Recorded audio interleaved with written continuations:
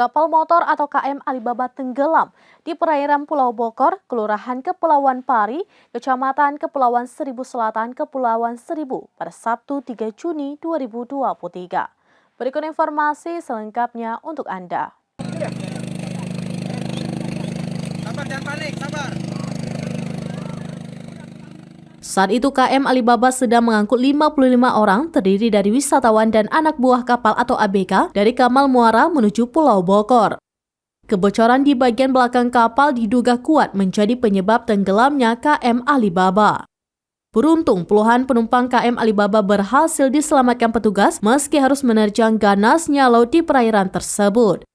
Berdasarkan video dokumentasi penyelamatan dari Suku Dinas Penanggulangan Kebakaran dan Penyelamatan Jakarta Utara dan Kepulauan Seribu, terlihat detik-detik proses evakuasi penumpang. Petugas mendatangi titik karamnya kapal menggunakan perahu cepat.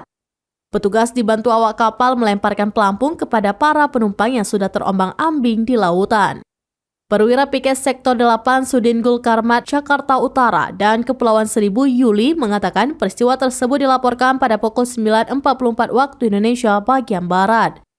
6 petugas dibantu petugas gabungan dari Polres, Satpol PP, Dishub, KSOP, dan PMI menggunakan kapal rescue boat dan kapal ambulan gawat darurat menuju ke lokasi kejadian.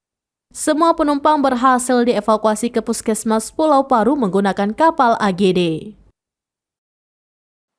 Demikian informasi terkini, Syedara Ulun, saksikan terus beragam informasi lainnya. Jangan lupa like dan share seluruh akun seraminus.com.